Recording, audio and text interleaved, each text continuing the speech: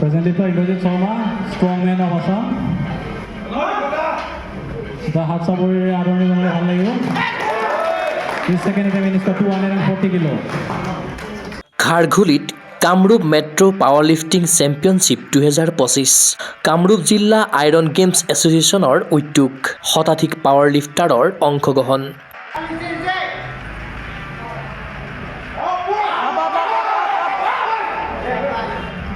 যোৱা 13 আৰু 14 ডিচেম্বৰত গুৱাহাটী মহানগৰীস্থিত খাৰঘুলি উন্নয়ন সমিতিৰ প্ৰেক্ষাগৃহত দুদিনীয়াকৈ অনুষ্ঠিত হয় কামৰূপ মেট্ৰ' জিলা power lifting championship 2025 power lifting association of আছামৰ অধীনত কামৰূপ জিলা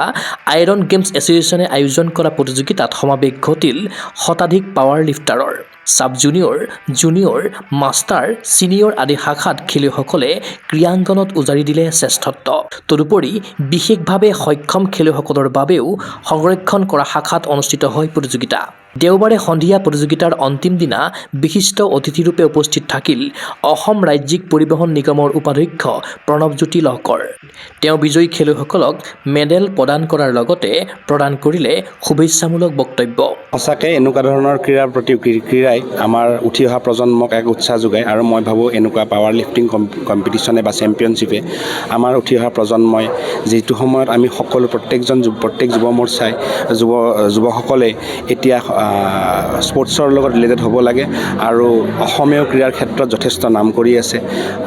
আপোনালোকে জানে যে গুৱাহাটীত ইতিমধ্যে আজিৰ বৰ্তমান সময়ত বিভিন্ন ঠাইত বিভিন্ন ধৰণৰ খেল জজ ফিল্ডত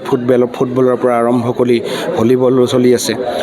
আৰু আজি ইয়াতে Kamrup district power lifting championship চলি আছে মই ভাবোঁ বৰ্তমান সাম্প্ৰতিক সময়ত যুৱ প্ৰজন্মই বেলেগ ফালে গতি নকৰি খেলৰ লগত জড়িত হৈ নিজৰ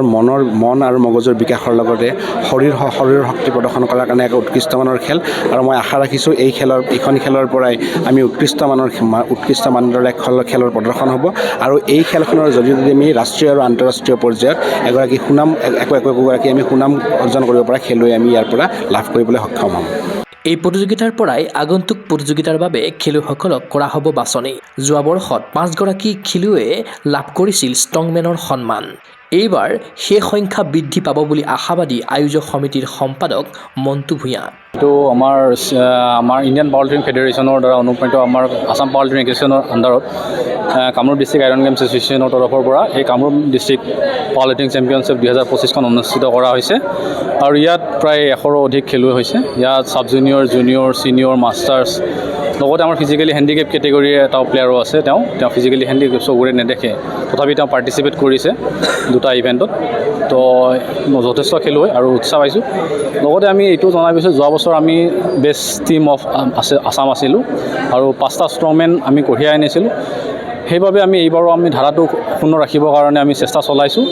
তাৰ বাবে আমাৰ বাছনি প্ৰক্ৰিয়াটো অলপ কঠিন কৰিছোঁ যাতে আমি ভাল প্লেয়াৰখিনি বাছি লৈ যাব পাৰোঁ আৰু অসমত যাতে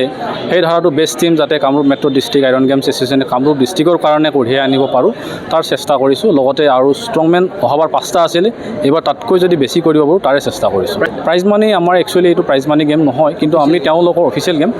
কিন্তু তেওঁলোকক অলপ উৎসাহিত কৰিবৰ কাৰণে আমাৰ ধৰক অলপ তেওঁলোকক ছাপ্লিমেণ্ট যেনেকুৱা নিউট্ৰিশ্যন ৱৰ্ল্ডৰ ফালৰ পৰা আমাৰ অলপ কিছু প্ৰভাইড কৰিছে তো তেওঁলোকক আমি দিবলৈ সেইখিনি চেষ্টা কৰিছোঁ উল্লেখ্য যে এই প্ৰতিযোগিতাখনত মুখ্য ৰেফাৰীৰ ভূমিকা পালন কৰিলে সাধন নাথে পাৱাৰ লিফটিং প্ৰতিযোগিতাৰ বিশেষভাৱে সক্ষম শাখাত অংশগ্ৰহণ কৰি আনন্দিত দৃষ্টিহীন খেলুৱৈ কিৰণবালা দেৱী মোৰ নাম কিৰণবালা দেৱী আৰু মই মালিগাঁৱৰ পৰা আহিছোঁ চ' মই যোৱাকালি আমাৰ লিফটিং পাৱাৰ এইবিলাক খেলিছোঁ বহুত ভাল লাগিছে চ' আমাৰ নিচিনা মানুহকো মানে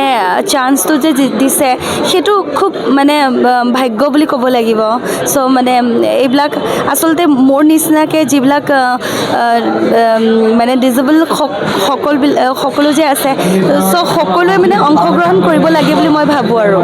ক্ৰীড়া অনুৰাগী ৰাখা এনে প্ৰতিযোগিতাৰ আচলত ধৰি ক্ৰীড়াংগনত বহুদূৰ আগুৱাই যাওক কামৰূপ মেট্ৰ'ৰ পাৱাৰ লিফটাৰ চিন্ময় বৰাৰ সহযোগত অঞ্জনা দাসৰ প্ৰতিবেদন গুগল স্পৰ্টছ এনে ফিজিকেল এডুকেশ্যন বিষয়ত ডিগ্ৰী পাঠ্যক্ৰমৰ কাৰণে অসম তথা উত্তৰ পূৰ্বাঞ্চলৰ প্ৰথমখন শিক্ষানুষ্ঠান Abhiruchi institute of physical education 2বছৰীয়া ফিজিকেল এডুকেশ্যনৰ BPEd পাঠ্যক্ৰম আৰু 4 বছৰীয়া BPES পাঠ্যক্ৰমৰ বাবে নামভৰ্তি চলি আছে। বিতংকৈ জানিবৰ বাবে আজি যোগাযোগ কৰক। যোগাযোগৰ নম্বৰসমূহ হৈছে 9435100098, 7002 33540, 88765210998, ৱেবছাইট www.aipguwahati.in।